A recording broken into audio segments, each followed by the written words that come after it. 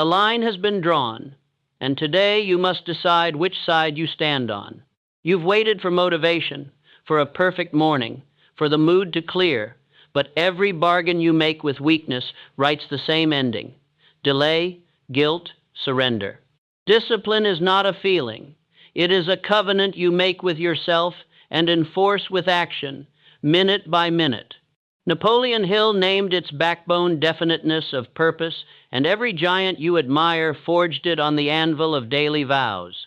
Choose your vow now, one standard, one non-negotiable fulfilled regardless of weather, moods, or fear. Do this, and you will become unbreakable. Obstacles will fold before the will you carry. Decide once, enforce daily, and watch resistance retire. You have been deceived about the nature of discipline. They told you discipline comes from feeling, from wanting it badly enough, from finding motivation within yourself. But I tell you plainly, this is backwards thinking that keeps men weak and wavering. True discipline, the unbreakable kind, flows not from emotion but from law.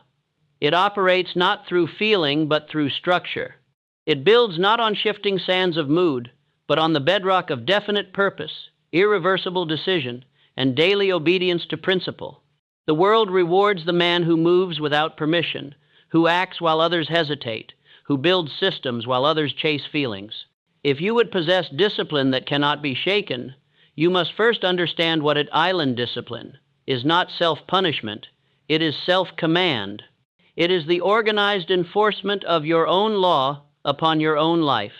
And that law, once established, becomes the invisible hand that guides every choice, every hour, every outcome.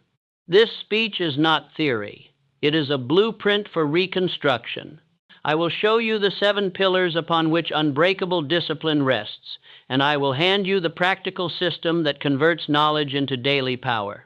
Stay through movement 6 there. I will deliver the 11 mirror lines and the complete 30 divided by 60 divided by 90, ritual, word for word, so you can begin tomorrow before the world wakes.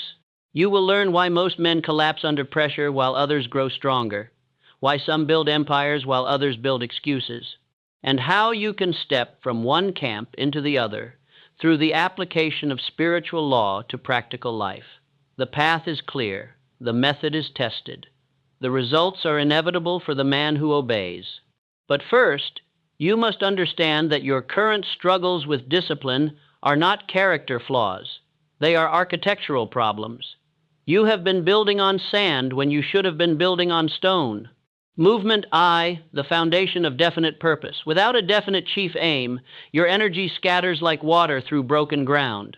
The man who attempts discipline without first establishing his primary objective is like a commander who drills his army without knowing the enemy's position. All effort, no effect. All motion, no progress. All struggle, no victory. Understand this law. Your subconscious mind must be given a definite command, or it will accept the commands of others. Your days must be organized around a central burning purpose, or they will be organized around other men's emergencies. Your discipline must serve a master, or it becomes servitude to 1,000 lesser demands. Consider Andrew Carnegie, a man who transformed American industry not through superior talent, but through superior focus. Carnegie did not scatter his attention across multiple ventures hoping one might succeed. He chose steel. He chose it completely. He chose it with the finality of a man who burns his boats before a campaign. Every decision flowed from this singular commitment. Every relationship served this central aim. Every hour was measured against this definite purpose. Carnegie understood what weak men never grasp. The mind cannot serve 2 masters. When your chief aim is vague, your discipline becomes vague. When your purpose shifts daily, your power shifts daily. But when you fix upon one definite object with the intensity of focused sunlight through glass, you can burn through any obstacle. This is why you must write your definite chief aim. Not think it, not feel it, write it, in clear language, in present tense, with specific numbers and definite dates.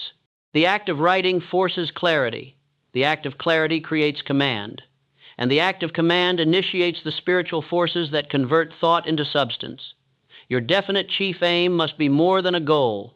It must be a spiritual covenant between you and the laws that govern success. When you read it each morning, you are not merely reviewing information.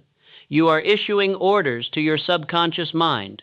When you speak it with emotion, you are not merely making sounds. You are programming the inner machinery that will work for you or against you based on the definiteness of your instruction.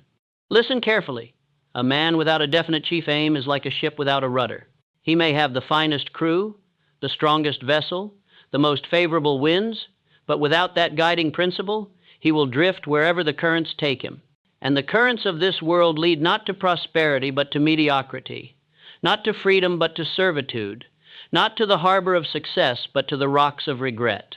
Do you wonder why your past attempts at discipline have failed? Because they served no master except the emotion of the moment. Today you felt motivated to exercise, so you exercised.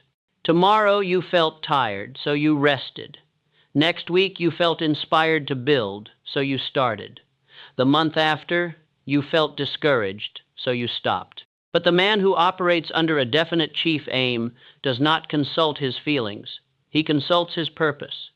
And his purpose never changes based on weather, mood, or circumstance. Write this down and speak it aloud. I command my morning. My morning commands my day. I use my mind, not just my time. Identity precedes evidence. Evidence follows obedience. These are not pretty phrases.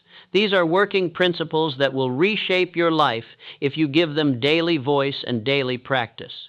The disciplined man is not the man who never feels lazy. He is the man whose purpose is stronger than his laziness. He is not the man who never encounters obstacles. He is the man whose definite aim burns brighter than any temporary frustration. He is not the man who never doubts. He is the man whose written covenant with success speaks louder than the whispers of uncertainty. Do you have such a purpose written down? Do you read it twice daily with the emotional intensity of a prayer? Do you measure every opportunity against its requirements, every relationship against its demands, every decision against its standards? If not, then you are attempting to build discipline without a foundation. And such building always fails. The foundation must be laid first, deep and true. One definite chief aim, one burning desire, one written covenant that governs all lesser choices. This is not limitation, this is liberation. For the man who serves one great purpose is freed from serving 1,000 small distractions. The man who bows to one high aim need not bow to the changing moods of others. Take up your pen now, not later. Write one sentence that captures your chief aim in terms so clear a child could understand them. Write it in present tense as if it were already accomplished. Sign it as if it were a contract. Date it as if it were a legal document. Because it is all of these things and more, it is your declaration of independence from the drift and delay that have kept you small. With your definite purpose written and witnessed by your own hand, we move to the next pillar of unbreakable discipline. The decision that burns bridges and makes retreat impossible. Movement 2, decision without retreat. Most men do not fail because they make wrong decisions. They fail because they make no real decisions at all. They choose without commitment, declare without dedication, start without the burning of bridges that makes turning back impossible. They keep escape routes open, safety nets spread, and comfort zones intact. And then they wonder why their discipline collapses at the first sign of real resistance. True decision is different. It is the spiritual act that closes doors behind you and opens only one path forward. When a man makes a real decision, he does not merely change his mind, he changes his identity. He does not simply choose a course, he becomes a man who cannot choose otherwise. Listen to this carefully. Decision precedes feeling. Action creates emotion, not the reverse. The man who waits to feel motivated before he acts will wait forever because motivation is the reward of movement, not its cause. The man who waits to feel discipline before he begins will never begin because discipline is built through practice, not purchased through desire. Consider Henry Ford, who decided to produce an automobile engine that every engineer declared impossible. They told him the V8 engine could not be built with the technology of the time. Ford listened to their protests and said simply, "Produce it anyway." For months, his own team returned with failure. For months, they showed him proof of impossibility. And for months, Ford repeated the same command, "Keep working on it." What sustained Ford through this period was not superior knowledge of engineering. It was superior understanding of decision. He had decided the engine would exist, and therefore he could not accept any evidence to the contrary. His decision was not subject to revision based on temporary setbacks. It was not subject to doubt based on expert opinion. It was not subject to modification based on popular sentiment. This is the quality that separates leaders from followers, builders from dreamers, the disciplined from the drifting. Real decision cuts. Off retreat.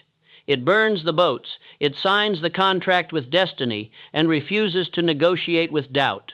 When you make such a decision, your subconscious mind receives a command. It cannot misinterpret. This will be done, regardless of obstacles, regardless of time, regardless of opinions. But most people do not make real decisions. They make wishes disguised as choices. They make preferences dressed up as purposes. They make intentions that dissolve at the first inconvenience. And then they blame their failures on circumstances instead of recognizing them as the natural result of uncommitted decisions. The bridge-burning decision is uncomfortable because it eliminates options. It narrows possibilities. It forces you to succeed in one direction rather than giving you multiple paths of potential retreat. But this discomfort is the price of power. The man who keeps all doors open has no concentrated force. The man who preserves all options preserves no strength for the pursuit of any single one. You must understand that your subconscious mind is always testing the strength of your decisions. When you say, "I will," it listens not only to your words but to your conviction. When you make a commitment, it measures not only your intention but your willingness to pay the price. And if it senses hesitation, if it detects the preservation of comfortable alternatives, it will not mobilize its full power in your service. This is why half-hearted decisions produce half-hearted results. This is why tentative commitments create tentative outcomes. Your subconscious responds to the depth of your decision with proportional depth of effort. Shallow decision calls forth shallow support. But decision that burns bridges summons every resource, every connection, every idea, every opportunity that aligns with your irrevocable choice. What bridges must you burn today? What comfortable option must you eliminate? What safety net must you remove to force yourself to fly? These are not cruel acts, they are strategic acts. They are the conscious removal of lesser choices to create concentrated power behind your greatest choice. The disciplined man cuts off retreat. He eliminates the easy path. He destroys the comfort zone that whispers, "You can always try something else tomorrow." Tomorrow is the enemy of today's decision. Someday is the thief of this moment's commitment. Maybe is the poison that weakens every resolve. Speak these words and mean them. I decide and sustain. Decision burns bridges. I stay the course. Do not whisper these. Declare them. Let your voice carry the weight of finality. Let your tone communicate irrevocable commitment. Let your subconscious hear the sound of bridges falling behind you and paths opening before you. But decision alone, however strong, requires daily reinforcement through the spoken word. For the mind that is not programmed with intention will be programmed by circumstance. And that brings us to the third pillar of unbreakable discipline, the power of autosuggestion to transform thought into living reality. Movement 3, the programming of autosuggestion. The subconscious mind obeys repetition backed by emotion. It does not reason, it does not argue, it does not evaluate the logic of your commands. It simply accepts what you feed it most consistently and most intensely, and then works day and night to make that feeding manifest in your external world. This is the master key to discipline, understanding that your inner dialogue becomes your outer reality.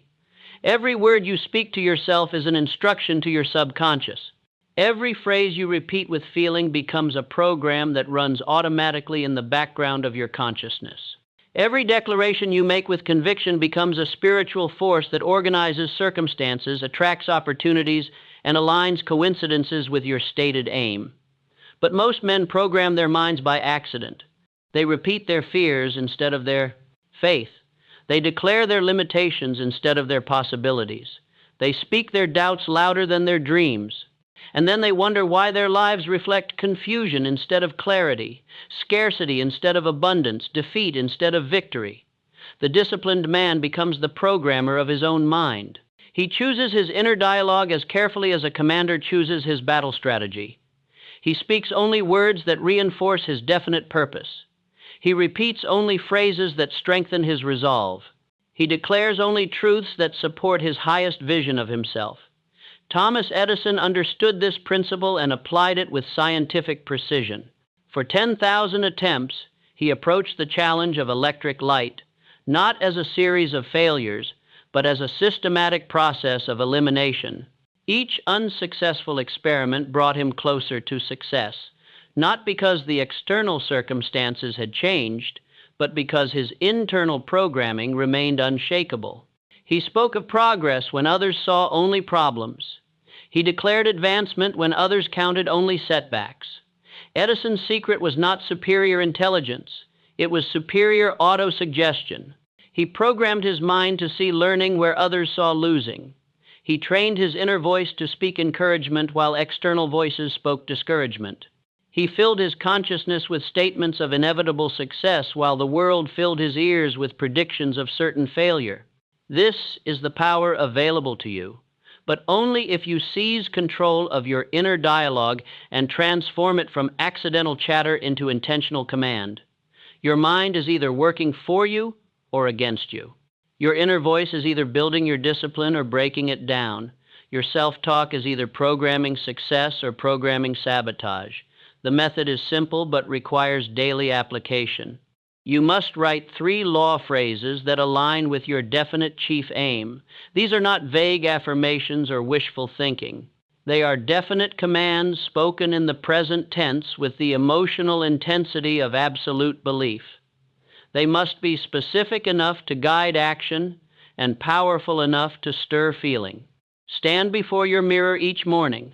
Look directly into your own eyes, not past them, not around them, but into them. Speak each phrase 3 times with increasing emotion. Feel the words as you say them. See yourself as already embodying them. Let your voice carry the conviction of completed achievement. This is not pretense. This is preparation. This is not fantasy. This is programming. When you speak with emotional conviction, you are not lying to yourself. You are instructing yourself. You are not creating false hope. You are creating disciplined expectation. I speak law. I speak belief. I speak what I am becoming.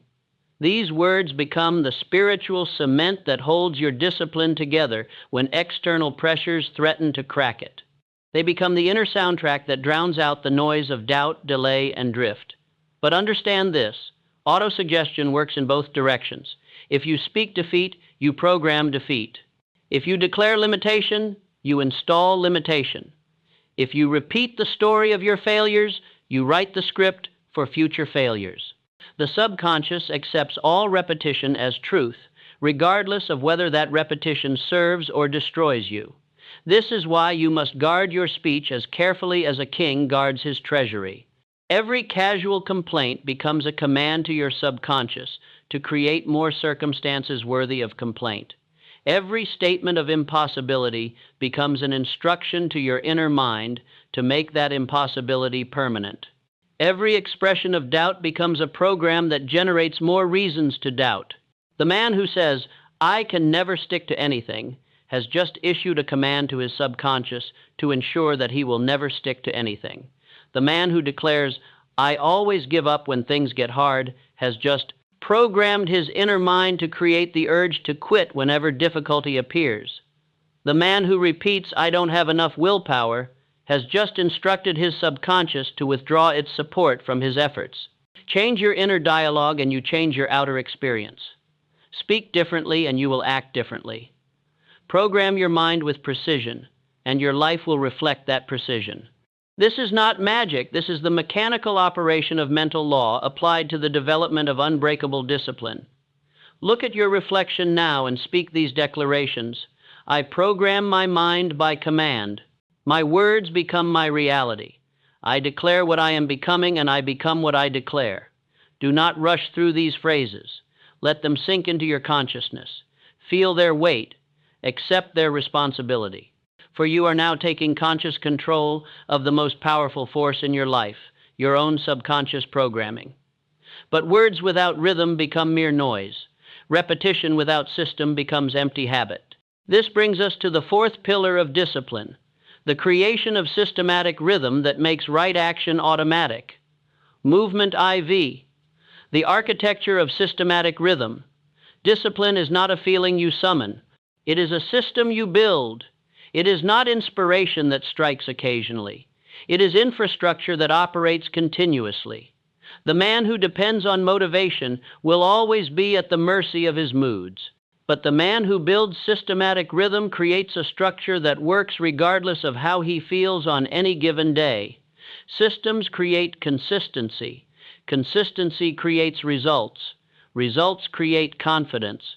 And confidence creates the emotional fuel that most people mistake for the starting point rather than recognizing it as the outcome of disciplined action. Most people have this backwards. They wait for confidence before they act. They seek motivation before they move. They demand inspiration before they begin. But the disciplined man understands that action creates confidence, movement generates motivation, and beginning summons inspiration. The system produces the feeling, not the reverse. Consider John D. Rockefeller, who built the largest fortune of his era, not through bursts of brilliant activity, but through systematic daily habits that compounded over decades. Rockefeller did not rely on inspiration to guide his business decisions. He relied on information gathered systematically, analyzed methodically, and acted upon consistently. His rhythm was his religion. His system was his strength. Every morning, Rockefeller followed the same sequence: review of accounts, analysis of reports, planning of priorities, execution of decisions. This was not variety. This was not spontaneity. This was deliberate repetition that created extraordinary results through the compounding power of systematic consistency. The key insight is this: rhythm rules results. When you establish fixed times for fixed activities, you eliminate the daily decision of whether to act. You remove willpower from the equation because the system makes the choice for you. You transform discipline from a conscious effort into an unconscious habit. But most people resist systematic rhythm because they confuse it with imprisonment. They believe that structure limits freedom rather than understanding that structure creates freedom. The man who must decide every day whether to exercise has less freedom than the man who exercises at the same time every day without question. The man who must motivate himself fresh each morning has less energy than the man who operates on automatic rhythm. Your current struggles with discipline are not character defects. They are structural problems. You have been trying to generate consistency through inspiration, instead of building consistency through systematic repetition. You have been relying on willpower instead of constructing systems that make willpower unnecessary. The disciplined man does not wake up each morning and debate whether to follow his plan. His plan follows itself through the power of established rhythm. He does not negotiate with his schedule because his schedule has been negotiated once and requires no daily revision. He does not motivate himself to take right action because right action has become the automatic response to specific time triggers. This is how you build unbreakable discipline. You create fixed blocks for fixed activities, and you repeat them without exception until they become as natural as breathing. You establish morning rhythm, work rhythm, evening rhythm. You install triggers that activate habits. You build systems that produce outcomes independent of mood, weather, or circumstance. Block your time like a commander organizes his army. 6 to 6:15 belongs to mirror work and mental programming. 6:20 to 6:30 belongs to priority planning and intention setting. 6:30 to 8 belongs to focused execution without interruption. Each block serves a definite purpose. Each purpose serves your definite chief aim. The magic is not in the individual activities. The magic is in the rhythm. When you repeat the same sequence at the same times with the same intensity, you train your nervous system to expect and prepare for peak performance. Your mind knows what comes next. Your body prepares for what is required. Your entire being aligns with the systematic pursuit of your definite purpose. Rhythm rules results. System beats motivation. Structure creates strength. These are not opinions, they are laws as reliable as gravity. The man who obeys these laws builds discipline that cannot be shaken.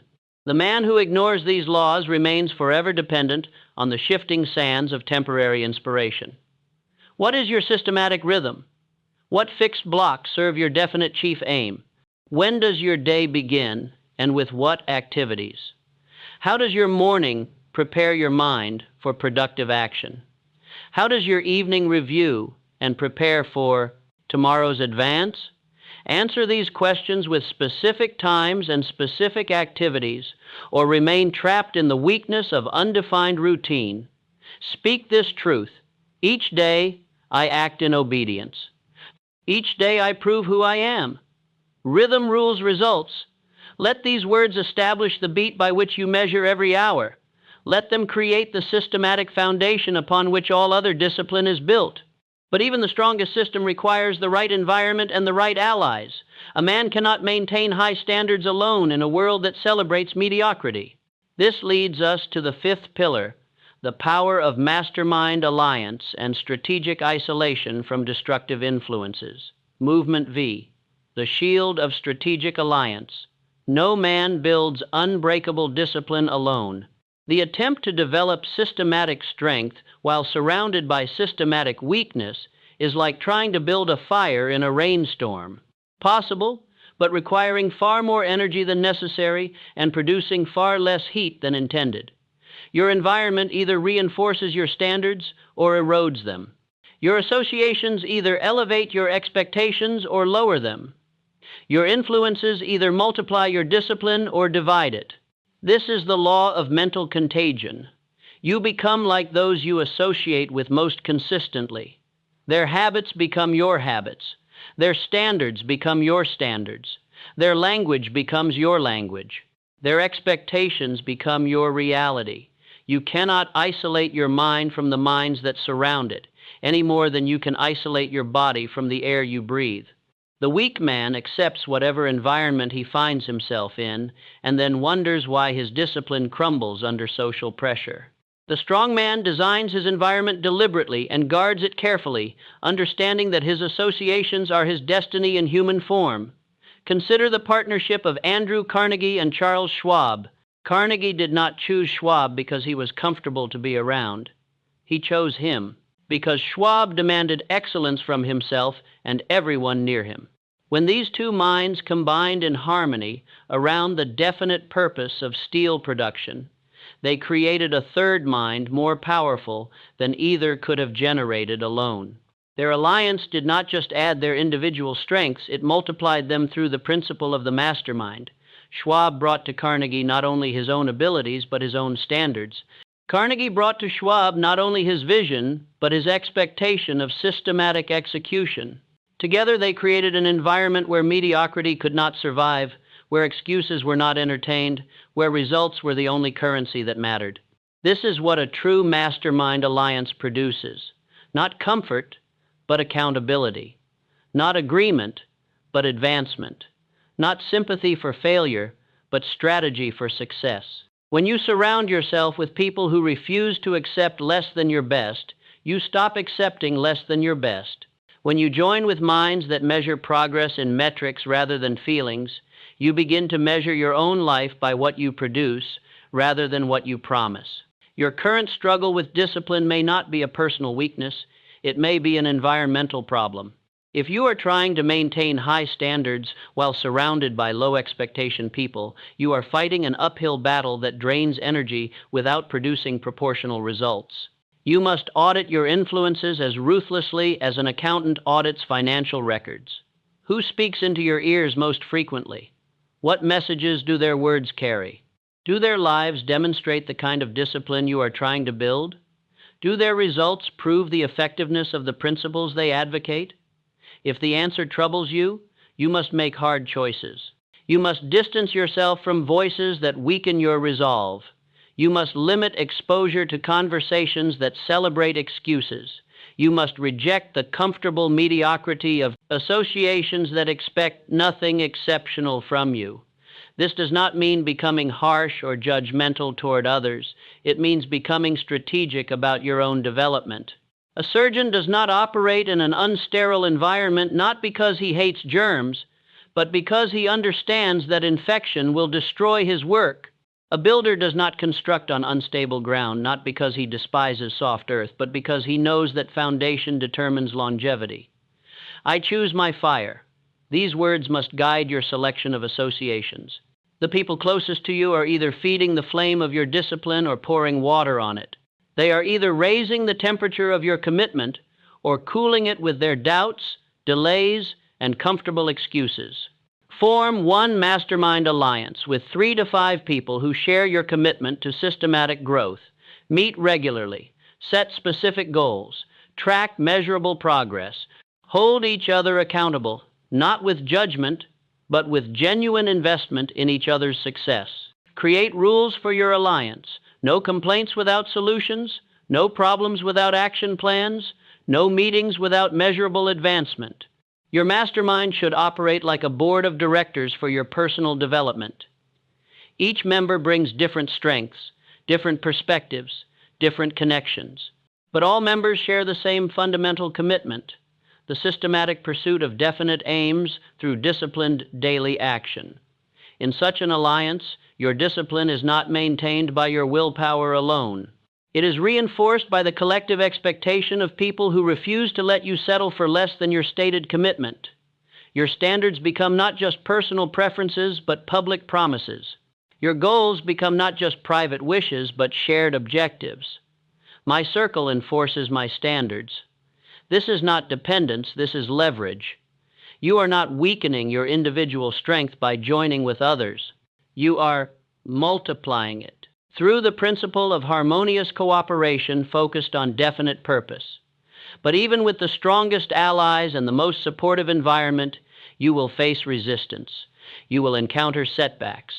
You will meet obstacles that test the depth of your discipline and the strength of your system. This is not a sign of failure. It is an opportunity for the 6th pillar of unbreakable discipline, the transformation of adversity into advancement. Movement VI, the ritual of daily command. Here is what the world will not teach you about discipline. It is not built through dramatic moments of inspiration, but through quiet moments of systematic practice. It is not forged in the fires of great challenges, but in the steady heat of daily repetition. It is not the product of perfect conditions, but the creator of them. Every morning, you are given the opportunity to issue commands to your subconscious mind. Every evening, you are given the chance to reinforce those commands through review and repetition. Between these bookends of daily discipline, you have the power to shape your identity, direct your energy, and create systematic results that compound into extraordinary outcomes. This is the ritual that builds unbreakable discipline, the methodical programming of your mind through repeated acts of conscious command.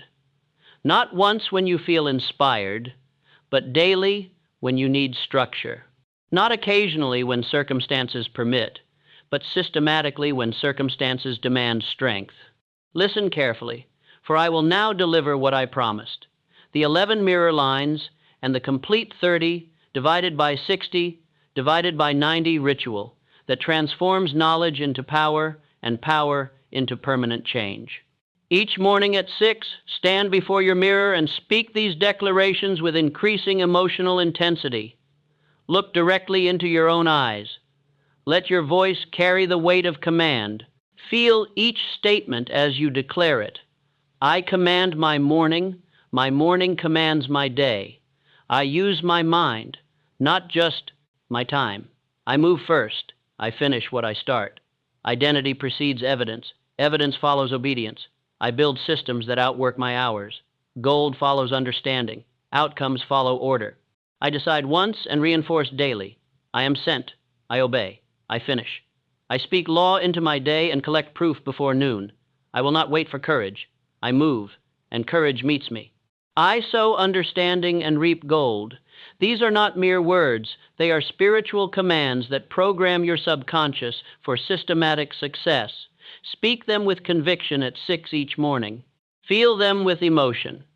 Let them stir the depths of your inner mind until they become the automatic soundtrack of your consciousness.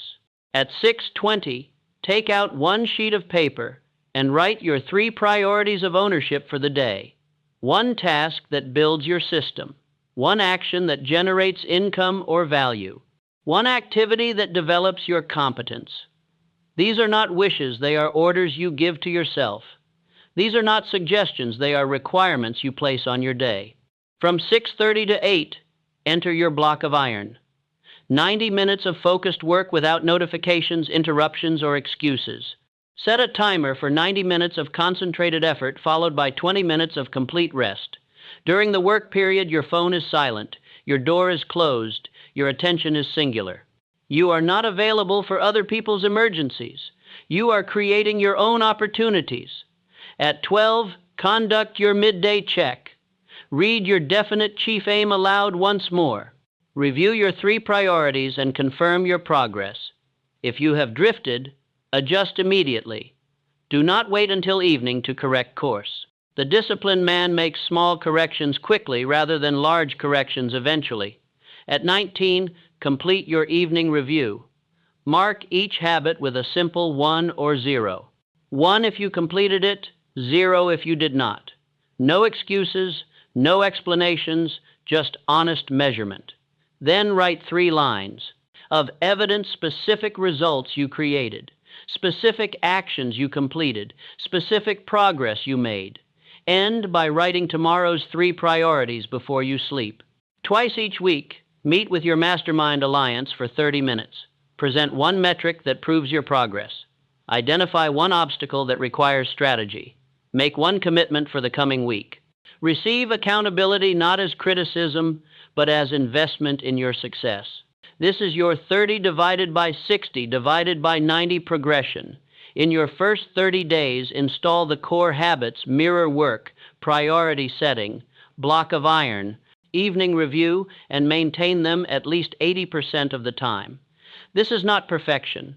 This is systematic consistency that builds momentum through repetition. By 60 days, have 1 functioning system that either saves you time or generates income. This system should work independently of your daily energy. It should produce results while you sleep, while you rest, while you focus on other priorities. This is ownership beginning to emerge from employment. At 90 days, conduct a complete audit of your discipline. Chart your habit consistency. Count your systematic deliverables. Measure the gap between your stated aims and your actual results. This is not judgment, this is intelligence applied to personal development. Your daily oath, spoken each morning after the mirror lines: I do not wait for freedom, I build it now. I do not serve the convenient, I command the necessary. I am a man of definite purpose, irreversible decision, and systematic rhythm. But what if doubt remains? What if fear returns? What if your old patterns reassert themselves? Then you have reached the point where most people quit and true discipline begins. For adversity is not the enemy of discipline, it is the fire that proves whether your discipline is real or merely cosmetic. What if I fail again? Then you fail forward. Law first, action next, evidence last. Keep the order and results will follow. What if I feel nothing during the mirror work? Feelings follow movement. Obedience creates momentum. Speak the words whether you feel them or not.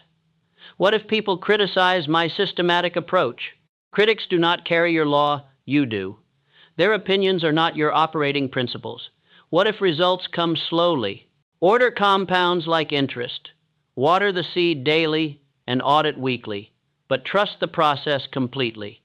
What if I lose a day to poor choices?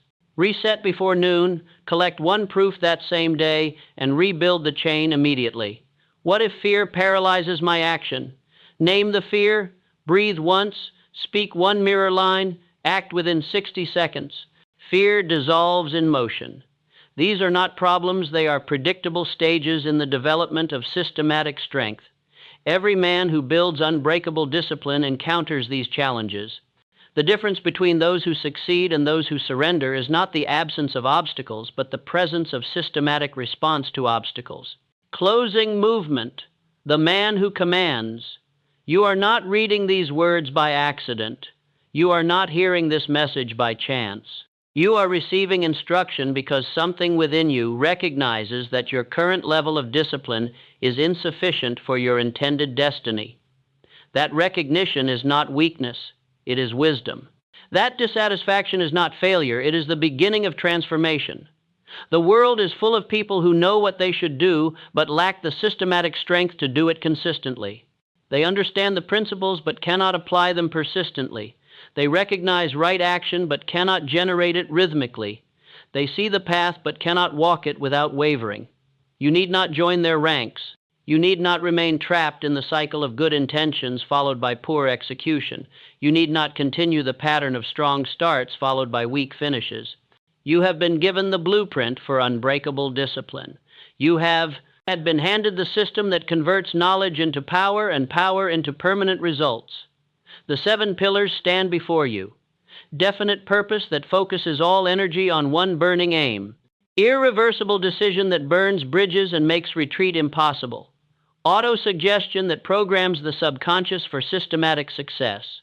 Rhythmic structure that makes right action automatic. Strategic alliance that reinforces high standards through collective accountability. Adversity conversion that transforms obstacles into opportunities. Daily ritual that compounds small disciplines into extraordinary outcomes. These are not theories to be debated, but laws to be obeyed. They are not suggestions to be considered, but commands to be executed. They are not options to be weighed, but requirements to be fulfilled. I know the pull of delay. I understand the whisper of tomorrow. I recognize the comfortable lie that says, when I feel ready, then I will begin. But I also know the cost of such delay. Years lost to indecision, potential wasted on procrastination, power dissipated through drift. The man you are meant to become is not waiting for perfect conditions. He is not waiting for complete clarity. He is not waiting for total confidence. He is waiting for your decision to stop waiting and start commanding. He is waiting for your commitment to systematic discipline applied daily, regardless of mood, weather, or circumstance. You have within you everything required to build the life you envision. You possess the mental equipment to program your subconscious for success. You have access to the spiritual laws that govern the transformation of thought into substance. You can create the systems that make excellence automatic rather than occasional. But these powers remain dormant until activated by decision and maintained by discipline. They remain potential until converted into practice through systematic daily application of proven principles. I am a man of definite purpose, written and declared. I am a man of irreversible decision, backed by systematic action. I am a man of programmed mind, speaking only words that build my intended identity. I am a man of rhythmic structure, operating through systems that compound daily discipline into extraordinary results. I am a man of strategic alliance, surrounded by those who reinforce excellence and reject mediocrity. I am a man who converts adversity into advancement, extracting lessons from every setback and strength from every struggle. I am a man of daily ritual, commanding my morning, governing my day, and reviewing my progress with honest measurement. This is not who I hope to become someday. This is who I am deciding to be today. This is not a distant goal, but a present identity, proven through systematic action and reinforced through disciplined repetition. The world does not owe you success, but it will surrender success to the man who applies these principles with unwavering consistency. The market does not guarantee rewards, but it will pay premium prices to the man who delivers systematic value through disciplined effort. Life does not promise easy victory, but it will bow to the man who refuses to retreat from his definite purpose. You are such a man if you choose to be. You possess such power if you decide to use it. You can build such discipline if you commit to the systematic application of these 7 pillars, beginning not tomorrow when conditions are perfect, but today when commitment is required. Move first. Stand as sent. Finish what you start. These words are not suggestions. They are the operating principles of the man who commands his circumstances rather than being commanded by them. They are the daily mantras of the person who builds systems instead of making excuses, who creates structure instead of waiting for inspiration, who generates results instead of generating reasons why results are impossible. The path is clear. The method is proven. The results are inevitable for the man who obeys. But the first step belongs to you. The first decision is yours alone. The first day of systematic discipline begins whenever you choose to begin it. Wake 30 minutes earlier tomorrow morning. Write your definite chief aim by hand in present tense with specific metrics and definite deadlines. Post it beside your mirror where you will see it first thing each day. Execute one 90-minute block of iron before noon, with your phone silent and your attention focused on your highest value activity. End your day by marking your habits honestly and writing 3 lines of evidence that prove your progress. Send a photograph of your completed daily tracking sheet to someone who will hold you accountable, not for judgment, but for reinforcement, not for criticism, but for encouragement, not to shame you when you fail, but to celebrate when you succeed and redirect when you drift. This is not theory awaiting future application. This is law demanding immediate obedience. The world will not pause while you gather courage. Your competition will not wait while you build motivation. Your opportunities will not remain open while you debate whether you are ready. You are ready when you decide you are ready. You are prepared when you begin preparing. You are disciplined when you start acting disciplined, not when you feel disciplined.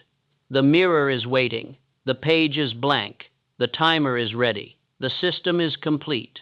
The only missing element is your decision to begin. Make that decision now. Not in an hour when you finish other tasks, not tomorrow when your schedule is clear, not next week when your circumstances improve. Now, while the instruction is fresh, while the possibility is real, while the moment belongs to you, I sow understanding and reap gold. Speak these words as your covenant with systematic success. Feel them as your promise to persistent action. Live them as your commitment to unbreakable discipline.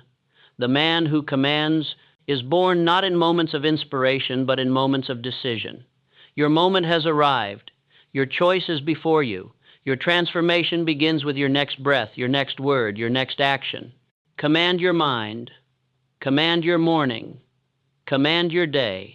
And step into the identity of the man who builds systems, creates value, and generates results through the systematic application of disciplined daily action.